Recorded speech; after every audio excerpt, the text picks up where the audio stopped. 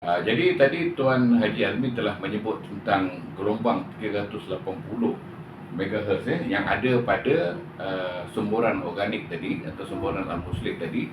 Jadi kita ingin memahami bagaimana gelombang ini mencegah binatang atau haiwan kecil yang juga mempunyai gelombang pada tubuhnya, dan bagaimana gelombang yang ada pada bunga ataupun daun ataupun petal ataupun kelopak pada bunga ros tadi telah berjaya mencegah semut daripada masuk dalam kawasan yang telah disembur dengan al-muslih yang bertahan selama 7 hari juga. Jadi mungkin Tuan Haji boleh sambung sedikit lagi mengenai bagaimana apabila semburan itu telah dibuat, maka akan terhapus trail semut laluan tadi, kerana semut apabila dia berjalan dia akan meninggalkan chemical, bahan kimia trail tadi, supaya bila dia patah balik ke sarangnya dia tahu jalan datang balik untuk dapatkan makanan tadi. Jadi boleh Tuan Haji sambung berhubung dengan perkara tadi. Okey. Berhubung dengan masalah trail.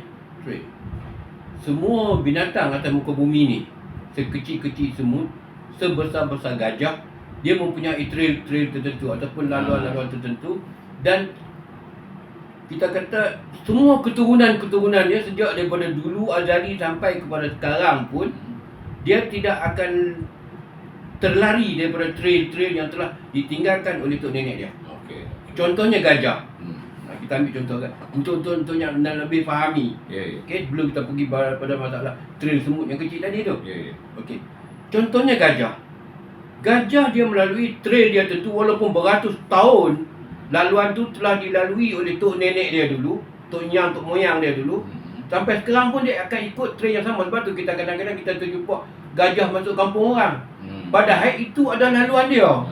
Laluan tok nenek dia yang dia dah tinggal beratus tahun dulu, dan sampai kepada generasi dia akan ikut semula laluan trail tu. Lepas tu kita terjumpa gajah termasuk kampung. Bukan gajah masuk kampung, orang kampung yang masuk laluan gajah tu.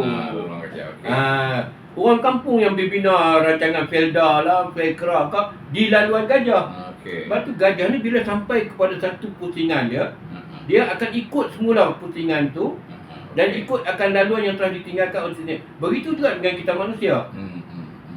Ada orang kaji lain, ini banyak orang bercakap tentang leluhur.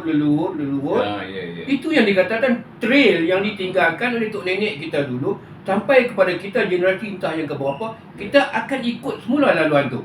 Kalau tok nenek, tok moyang dia dulu adalah bomo, sampai kepada generasi dia sekarang ni, sampai giliran dia untuk ikut trail yang sama, maka jadilah bomo dia. Salah seorang daripada ahli keturunan tu akan jadi. Begitulah juga dengan sekecil-kecil semut. Dia akan mengikut trail laluan dia yang dah ditinggalkan oleh generasi dia dulu.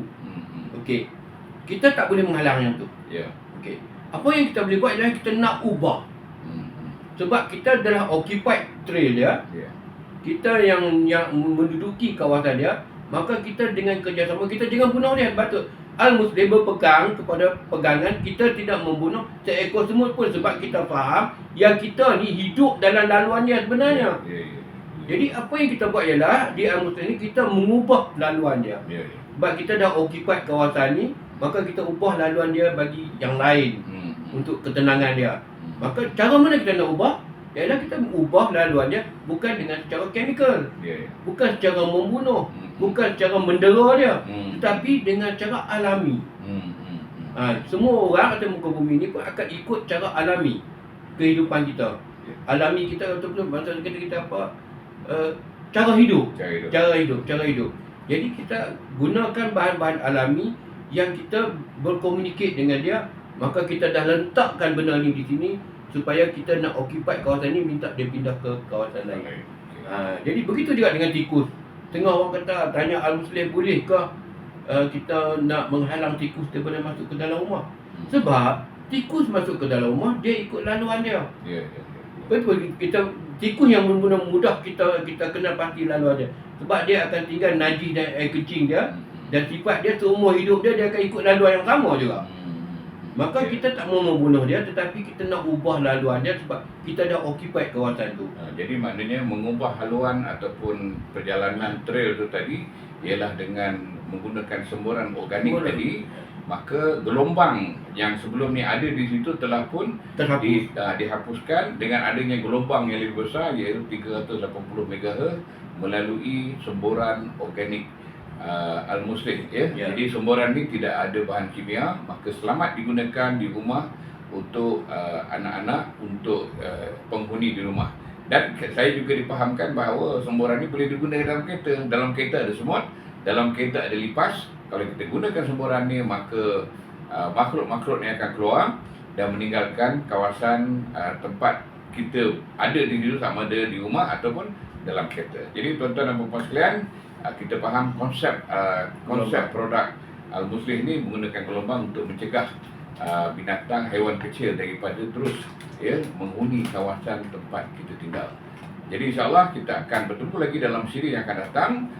Sila klik like, sila subscribe pada YouTube kita, dan sila sebarkan pautan ini kepada rakan-rakan agar rakan-rakan kenalan ahli keluarga dapat hidup dengan suasana yang harmonis dan sejahtera. Sekian.